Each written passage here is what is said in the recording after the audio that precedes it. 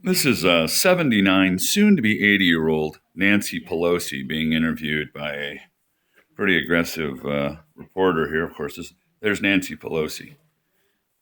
Now, does that look like any fucking 80-year-old woman you've ever seen? No. You know, I got to jump on this just for a minute. I'm watching Face the Nation because the NFL pregames aren't on yet, which holds a lot higher priority with me. But yeah, where's the mute button? Mute button, rather. Mute. It's all the same. But no, people, happy Sunday morning. It's 9:40 here in the mountains. This is so tired. I mean, you're going to be 80 this coming March, and she's a Democratic politician, and she's serving as the Speaker of the United States House of Representatives since January of this year. And I think she's going to probably throw her hat in the ring next year at 80 to run the country for a minimum of 4, maximum of 8 years. Now, obviously, these rich bastards think they're on some higher level than the rest of us in this country in regards to mortality and longevity and sense of right and sense of justice. I mean, this woman here, for all intents and purposes, her grandchildren are probably grown. She might even be working on great-grandchildren. Now, you're telling me, as some rich, ill-gotten gain woman who's been married since 1963 to her husband, that's the year President Kennedy was shot. She's been married to the same man for 56 years. Now, if you were 56 years old, that's one thing. Hell, she's been married for 56 years, right? 5 children. But why, as American people, do we want our parents, or in the youth's case today, grandparents?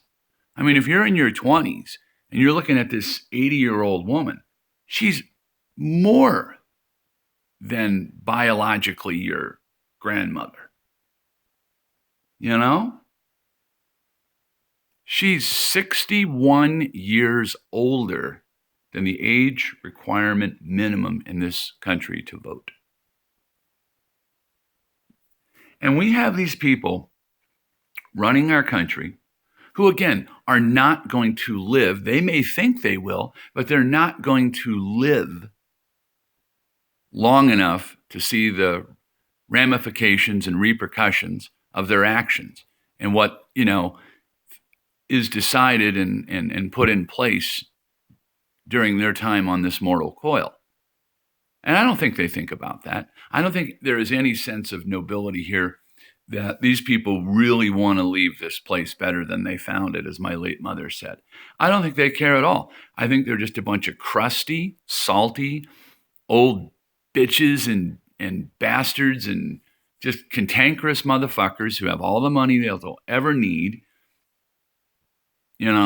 and they just throw all this shit around to keep themselves in the limelight and make a name for themselves in their golden years.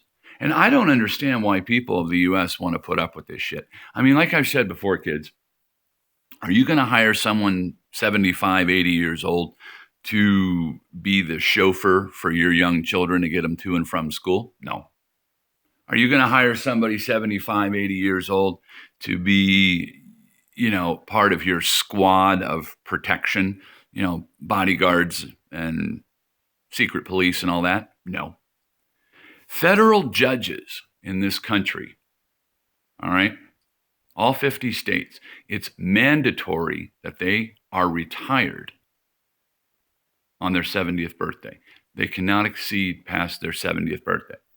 In this country, commercial airliners will not allow a senior pilot to fly beyond his 60th birthday. He's grounded. No matter what his track record is, no matter how long he's been with the airline, when you turn 60 in this country, you're no longer old enough to fly or you're too old now to fly a commercial airliner and be a pilot. And I think that goes for co-pilot too. But you certainly cannot be the captain. You can't be the pilot after your 60th birthday. This woman here is 20 years past that. Okay? 10 years past being a federal judge. But yet Supreme Court judges, you're on the Supreme Court for life until the day you die.